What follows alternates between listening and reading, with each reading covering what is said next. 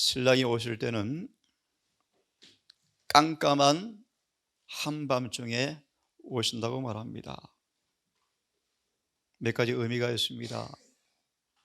왜 깜깜한 밤중일까? 물론 문자적으로 이 밤이라는 의미가 있지만 특별히 이런 의미가 있습니다. 세상의 빛과 등불로 세운 교회가 잠자고 있다. 그런 의미가 포함되어 있습니다. 여러분, 성경 하나 먼저 보고 말씀을 드리기를 원합니다. 신랑 되신 예수께서 다시 오실 때 밝은 등불 들고 나갈 준비됐느냐? 잘 아시는 말씀처럼 등은 무엇입니까? 하나님의 말씀이죠. 부름을 의미할까요? 성경 피지 않겠습니다. 등은 성경입니다. 그 성경을 스가랴 4장에 보시면 등잔이 있으면 등잔, 그 등잔에 감람나무에서 기름이 흘러 들어옵니다. 그래서 등잔에 불이 켜집니다. 뭘 가리키는가? 우리가 가진 성경 이 말씀이 성령의 기름 부으심을 받아서 내 안에 그 진리가 나를 태워서 변화시키는 능력으로 진리가 내 삶을 통해서 반사되어지는 품새의 변화의 모습으로 주의 오심을 준비하는 모습을 가리켜서 등불을 들고 나간다라고 성경은 말하고 있습니다. 계시록 19장을 좀 한번 보겠습니다. 요한계시록 19장을 좀 펴겠습니까? 이 말씀을 이렇게 말하고 있습니다. 제가 읽습니다. 6절과 9절까지를 좀 읽겠습니다. 또 내가 들으니 흑암 무리의 음성과 같고 많은 물소리와 같은데 큰 뇌성과 같아서 가로되 할렐루야, 주 우리 하나님이 곧 전능하신 이가 통치하시도다. 우리가 즐거워하고 크게 기뻐하세. 왜냐하면 그에게 영광을 돌리세. 왜냐하면 어린 양의 혼인기약이 이르렀고 그 아내가 예비하였으니, 아내는 우리를 가리킵니다. 그에게 허락하사 빛나고 깨끗한 세마포를 입게 하였은즉, 중요한 말씀입니다.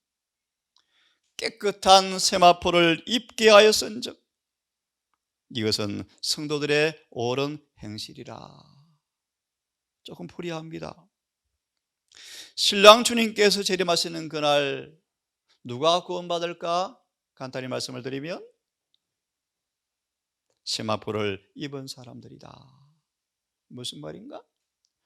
우리의 삶 속에 옳다라는 말은 율법을 상징합니다. 선을 상징합니다.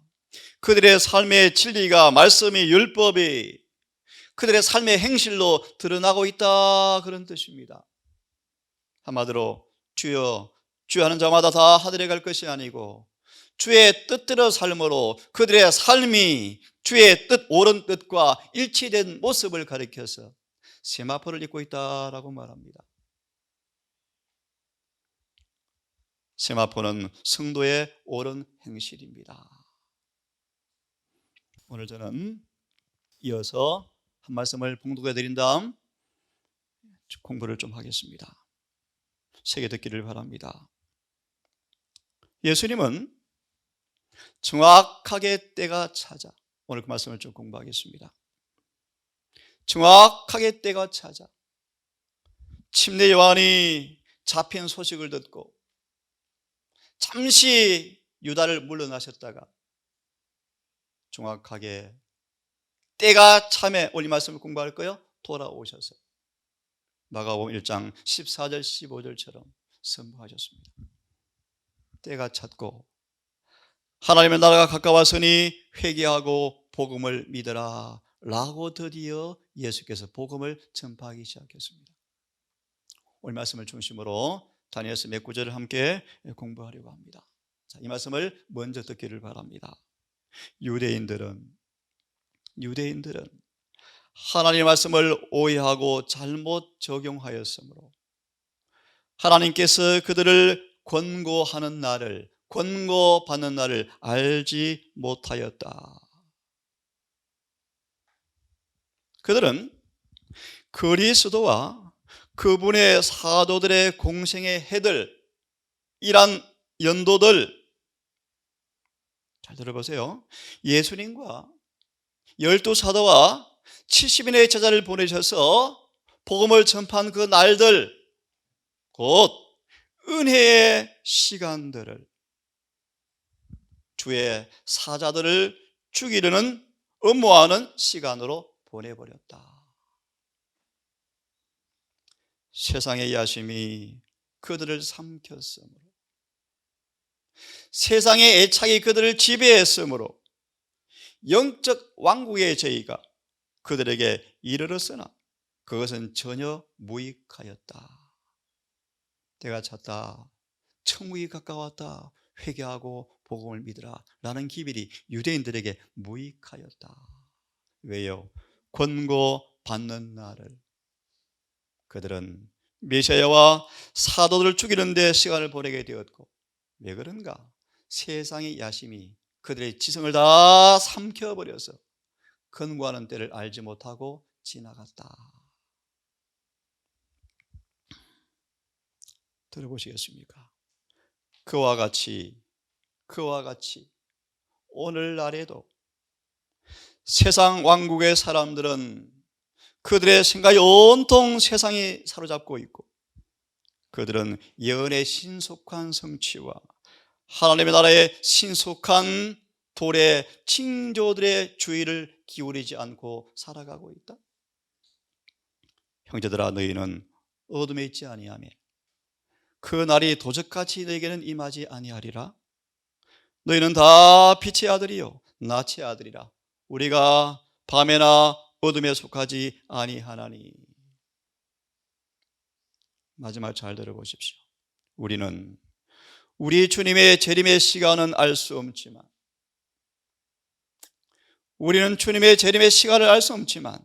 그 때가 가까이 이르렀다는 사실을 알 수가 있다.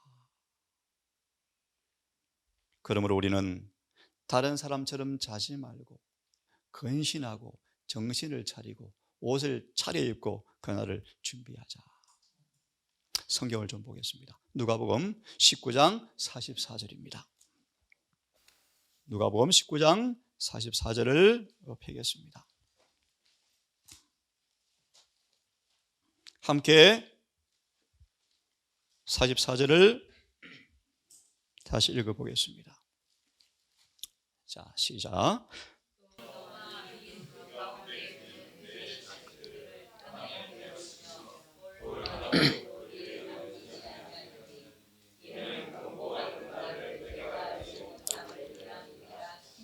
한마디로 예루살렘의 멸망을 가리키겠죠, 그죠? 왜 그날이 비극처럼 올까? 그것은 그 까닭은 왜냐하면 권고받는 날을 내가 알지 못함을 인함이라. 이 권고라는 단어가 영어로 보시면 방문이라는 단어를 쓰고 있습니다. 방문.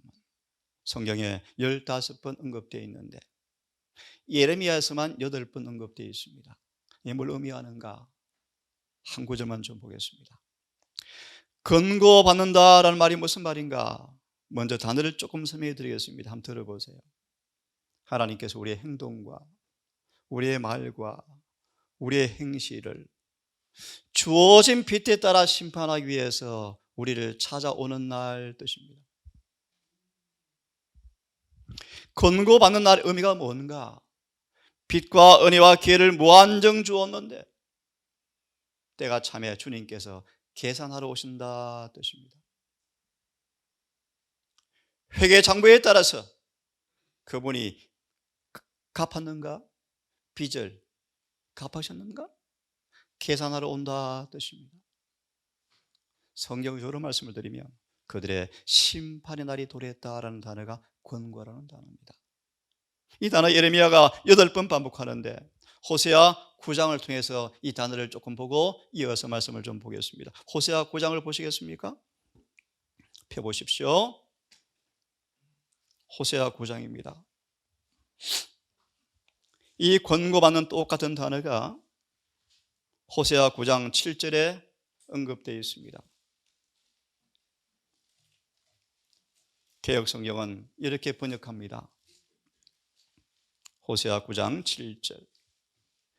형벌의 날이 이르렀고 보응의 날이 임한 것을, 영어 성경을 펴보시면요, 권고의 날이 왔고 권고의 날이 임한 것을이라고 되어 있습니다. 이걸 개역성경에서는 형벌과 보응으로 번역해 놓았습니다. 나중에 한번 참고해 보시기 바랍니다. 다시 말하면 예수께서 이제 때가 참으로, 잘 들으세요, 이제 중요한 말씀이요, 때가 참으로 유대 교회를 권고하는 날, 계산하는 날, 보응하는 날, 심판할 날이 왔다라는 것입니다. 근데 놀라운 사실은 하나님께서 그들을 심판할 날이 가까웠는데도 불구하고 유대인들은 멸망의 징후를 눈으로 보면서도 말하기를 우리 구원의 때가 다 되었네라고 쏟고 있다가 수백만의 유대인들이 로마 군대에 의해서 무참하게 죽임을 당한 역사가 기록되어 있습니다. 다시 말합니다, 여러분. 권고하는 날이 무슨 말인가? 하나님께서 계산하러 오신다, 심판하러 오신다. 예를 조금 들어보겠습니다. 다니엘서 4장을 좀 펴십시오. 이 똑같은 의미가, 단어가 다니엘 4장과 5장에 또 언급되어 있습니다. 함께 좀 보고 싶습니다. 펴보세요. 자, 다니엘 4장을 먼저 펴세요.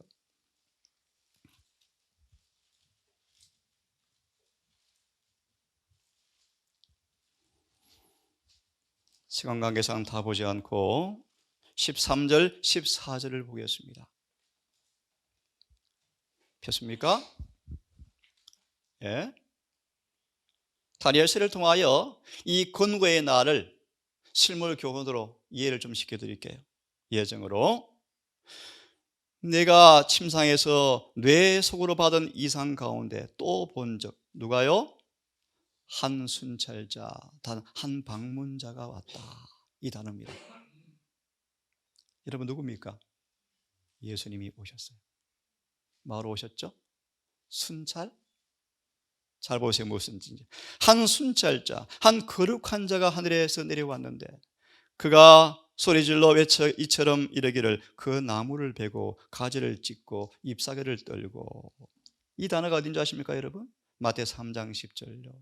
도끼가 뿌리에 놓였다. 누가요? 침례 요한이요. 왜요? 유대 교회에 주어지는 권고하는 날이 다 되었습니다. 도끼가 뿌리에 놓였다. 예수님은요, 때가 찼다. 한 순찰자가 내려와서 말하기를 나무를 베고, 나무가 뭡니까 아시죠? 느부갓네살 왕을 나무로 표현하죠.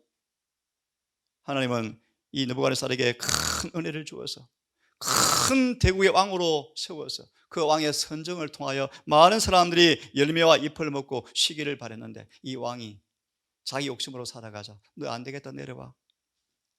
찍어서 7년 동안 정신병 들은 역사가 기록되어 있죠.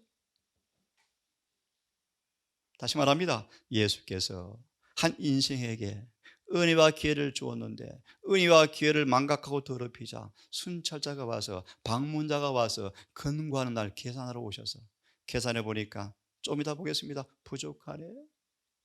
왕에서 끌어내려서 정신병 들게 해서 소처럼 사게 하다가 회개한 다음에 다시 복귀시킨 역사가 역사에 기록되어 있대요. 놀란 예언의 말씀이에요. 다니엘서 5장을 펴겠습니까? 5장을 펴보십시오. 이 시간 권고라는 말씀을 조금 이해를 함께 해보려고 합니다. 5장을 보시면 1절과 4절을 보시면 벨사살이 밤중에 술잔치를 벌이고 있죠. 쉽게 말합니다. 권고하는 날을 알지 못하고 밤중에 파티를 하고 있어요. 파티. 그때였습니다. 5절. 그때 조금 설명을 드립니다. 이 왕에게, 이 벨살살에게, 손자에게 할아버지 느부갓네살이 다 가르쳐줘. 얘야, 내가 잡아온 유대 땅 그 하나님을 두려워해라. 함부로 하지 마라. 내가 이런 경험했다 간증을 다 해줬어요. 이 손자가 다 알아들었어요. 그런데 벨살살이 건방지게도 이스라엘 여호와를 모독하고 밤중에 술 잔치를 하자. 벨살살아, 너 기회를 그렇게 주었는데 안 되겠다. 놀라운 말씀이죠. 그날 밤 다니엘서 2장과 7장이 이루어지는데 바벨론이 정확하게 이날 멸망하죠. 보겠습니까? 5절을 보시면 그때, 그때 좀 확대해서 가겠습니다. 많은 사람들이 집 짓고 먹고 마시고 세상의 사무에 바쁘고 맷돌을 갈고 있을 때 하늘에서는 은혜 시간이 끝나가고 있다. 기억하십시오, 여러분. 지금이 그런 때입니다. 참고로 여러분, 예수의 초림에 관한 예언보다 재림에 관한 예언이 수십 배 많이 언급되어 있습니다. 아시는 것처럼 신약 성경에만 350번 예수의 재림이 언급되어 있는데, 초림에 비해서 훨씬 많이 언급되어 있는 재림이, 초림도 정확하게 수많은 사인을 통하여 초림할 시간 되었네. 누가 알아보았죠? 동방박사, 목동들, 시몬, 안나 할머니는 알아보았는데 그 당시 2만 명이 넘는 제사장들은 한 명도 몰랐죠. 안식일에 예배를 드리는데 예수께서 오셨는데 시몬 외에는 아무도 못 알아보죠. 계시록 7장 2장 1절에서 2절의 말씀, 지금도 똑같대요. 돌아와서 말씀을 드리겠습니다. 그때 우리에게 적용한 것이었습니다. 우리가 사업을 할 때, 거래를 할 때, 일을 할 때, 벨살살은 파티를 할 때, 그때 사람의 손가락이 요한복음 8장에 나오는 손가락과 똑같은 손가락이요, 예수님의 손가락이 나타났어요. 자, 형체는 안 보이지만 누가 내려왔습니까? 할아버지에게 나타났던 순찰자가 벨살살 손자에게 또 내려왔어요. 누굽니까? 예수님이에요. 권고가 뭔가? 예수께서 방문하시는 날입니다. 영어로. 자, 그때 손가락이 나타나서 생략하고요. 뭐라고 썼습니까? 분명히 글을 썼는데 뭐라고 썼습니까? 쭉 넘어가십시오. 넘어가셔서 24절. 이러므로 그 앞에서 이 손가락이 나와서 이 글을 기록하였나이다. 누가 기록했습니까? 누가 해석합니까? 다니엘이죠. 여러분, 이 시대 다니엘의 예언 해석처럼 정확하게 예언을 해석하는 교회가 지상에 하나가 있어요. 놀란 교회예요. 말하지 않겠습니다. 다니엘처럼 분명하게 기록한 글을 깨닫고 설명한 것처럼 이 시대의 징조를 이해하고 예언을 깨닫고 온 땅의 사람들을 재림의 날에 설 준비를 하는 한 교회가 이 땅에 있습니다. 놀라운 교회죠. 자, 계속 있습니다. 왕이여, 글자가 이것입니다. 25절 그런 뜻이겠죠? 메네 데겔 우바르신입니다. 이 뜻을 해석하면 하나님께서 왕의 나라의 시대를 세워보고 메네 주님의 안타까운 심령이요, 달아보고 계산해보니 그런 뜻입니다. 메네 또 카운트 해본다. 그런데 데겔 저울에 달아보았다. 또 여러 번 저울에 달아보니까 우바르신이라, 부족해서 둘로 쪼개야 되겠다, 그런 뜻입니다. 정확하게 바벨론 이 나라가 메데 페르시아 연합군을 통하여 다니엘서 2장과 7장 언급한 것처럼 그날 밤 정확하게 벨살살이 권고받는 날을 알지 못한 채 그날 밤 죽임을 당하고 메데 페르시아가 바벨론을 정복해버리는 사건이 다니엘 5장으로 끝이 납니다. 여러분, 이 말씀을 왜 폈는가 하면요, 참고로 다니엘서 5장에 관한 이 말씀을 좀 보기를 원합니다. 5장 5절과 9절에 있는 말씀을 좀 읽어드릴 마음이 있습니다. 밑에 주석을 좀 보세요. 눈에 보이지 않는 귀빈이 임석했다. 귀빈이 누구였습니까? 예수님이셨죠.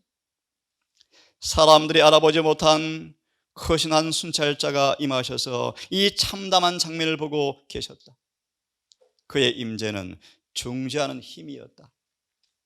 사람들은 곧 보이지 않고 초대받지 않는 이 귀빈의 임재를 느끼게 되었다.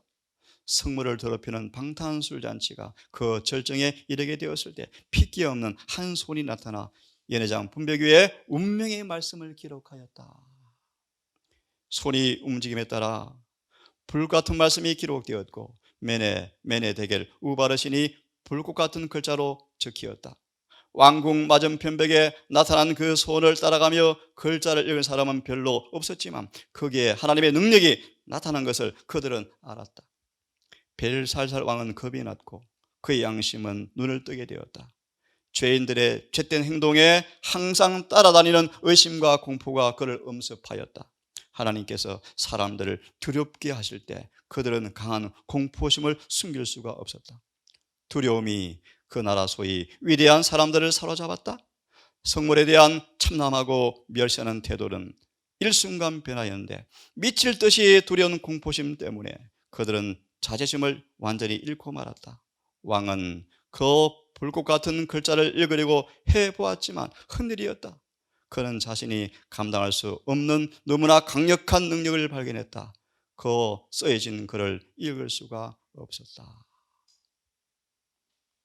이게 권고하는 날이 임한 사건이었습니다. 우리 참 이불렀죠, 여러분. 우리에게 이 날이 언제일지, 그렇죠? 여러분 조금 더 어렵지만 처음 듣는 분들 위해서 한 말씀 좀 더 드리기를 원합니다. 갈라디아 4장 4절을 보시면 이런 말씀이 있어요. 때가 참에 하나님께서 그 아들을 여자에게 나게 하셨다. 뭐가 참에? 예를 들겠습니다. 동방 박사들이 왔습니다.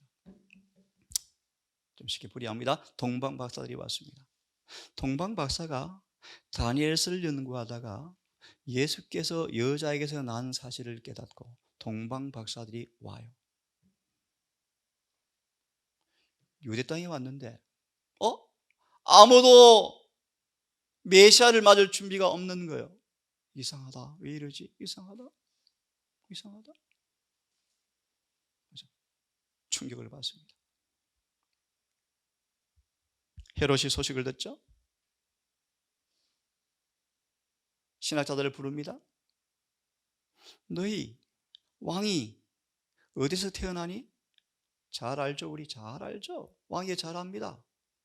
미가 5장 2절을 인용하면서 저 베들레헴에 태어날 것입니다 라고 정확하게 해석해 주죠. 왕이 군대를 보내죠. 무슨 말입니까? 유대인들은 예수의 초림의 장소를 알고 있습니까? 알고 있어요.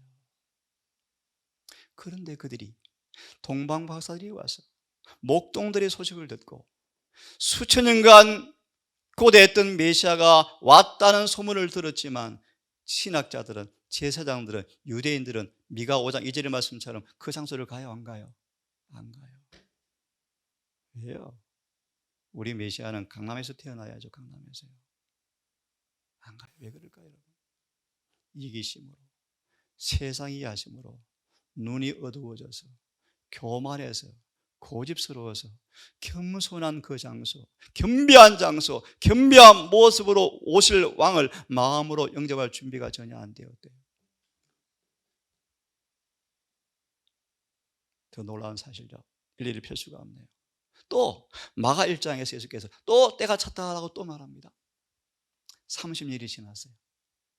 또 때가 찼대요. 성경을 공부해 보시면 예수께서 몇 년 몇 월 몇 시에 태어날 때는 예정되지 않았지만 어느 때 탄생할 것이 정확하게 예언되어 있죠.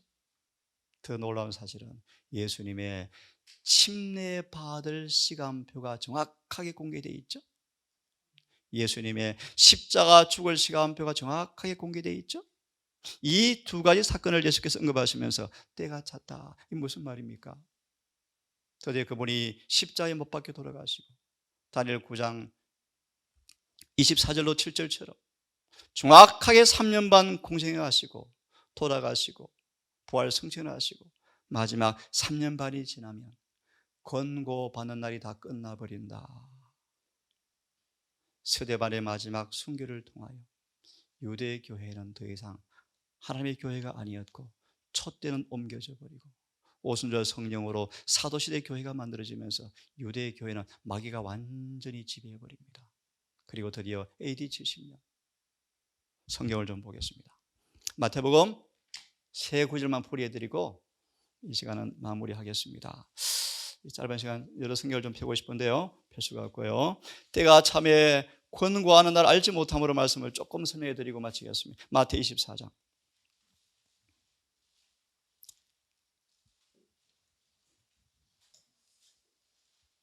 15절을 좀 읽겠습니다. 16절까지 읽겠습니다. 그러므로 선지자 다니엘이 말한 바 멸망에 가정한 것이 거룩한 곳에 서는 것을 보거든 16 너희는 빨리 유대를 떠나 산으로 도망가라. 권고하는 날이 다 지나가므로 더 이상 은혜가 없다. 멸망에 가정한 것이 이미 서버렸다. 너희는 지체하지 말고 뭐하라? 유다 땅을 떠나서 도망가라. 이게 무슨 말인가 하면요, 누가복음 21장을 좀 펴보겠습니까? 누가복음 21장 짤막하게 간단하게 해석해 드리겠습니다. 누가복음 21장을 펴보십시오. 이 똑같은 말씀을 누가는 이렇게 직접 설명합니다. 20절 마태 24장 15절과 누가 21장 20절은 똑같은 말씀입니다. 멸망에 가정한 것이 거룩한 곳에 서는 것을 보거든 이제 끝났다. 예수님은 그 사실을 언급하시면서 때가 찼다라고 말씀하신 거예요. 때가 찼다. 보겠습니다. 20절 너희가 무엇이요? 예루살렘이 누구에게요? 군대에게 뭐하면? 해석해 보시겠습니까? 멸망에 가져간 것이 거룩한 곳에 서는 것을 보거든 무슨 말입니까? 로마의 군대가 예루살렘에 서면 예루살렘은 뭐한 때가 되었다? 멸망의 때가 되었다. 더 이상 지체하지 말고 뭐하라? 산으로 도망가라 라는 구절이에요. 예수의 말씀처럼 근고한 날을 알지 못함으로 정확하게 예언 성취에 따라서 마태 24장 15절에 따라서 AD 70년 이스라엘은 철저하게 멸망을 당합니다. 이걸 제가 왜 폈는지 아십니까? 우리에게 동일한 예언이 주어져 있습니다. 한번 들으십시오.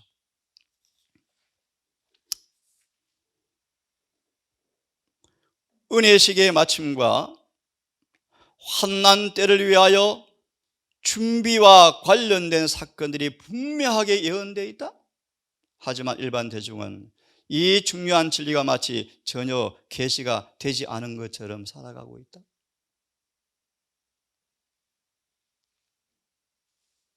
내일 설교 시간은 어떻게 하여야 영생을 얻겠습니까?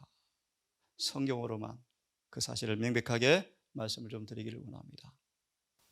짐승의 표가 무엇인가를 좀 밝히고 싶은 생각이 들어져요. 여러분, 때가 다 되어갑니다. 예수의 재림의 때가 임박했습니다. 지금이야말로 우리는 세상에 붙은 애착에서 우리를 떼내어서 하늘의 사물에 익숙하게 길들이는 경험을 통하여 주의 재림을 준비할 때가 되었다고 저는 믿습니다.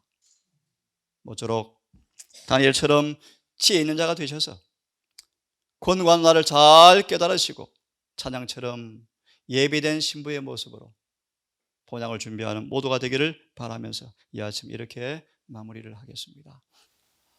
거룩하신 아버지, 예언의 사설을 통하여 다니엘서와 요한계시를 통하여 이사야, 예레미야 수많은 역사를 통하여 과거에 진행되어 왔던 주님의 예언의 사설들이 오늘날 우리에게 어떻게 연결되어져서 이루어지고 성취되어지고 우리 앞에 어떤 사건이 올 것인가가 미리 알아지고 공개되어지고, 시몬과 안나처럼, 침례요한처럼 잘 준비된 모습으로 초림을 영접했던 것처럼 세상의 종말과 우리 죄의 재림을 준비하는 서연 처녀가 될 수 있도록 빛과 기회와 은혜를 주신 아버지 감사합니다. 이 권고받는 날을 지혜롭게 처신하며 보내기를 원합니다. 성경을 상고하고 예언을 연구하며 성령께 우리 온 마음을 부복함으로 우리 삶 속에 등불을 켜고 서 있는 모습으로 살아가고 싶습니다.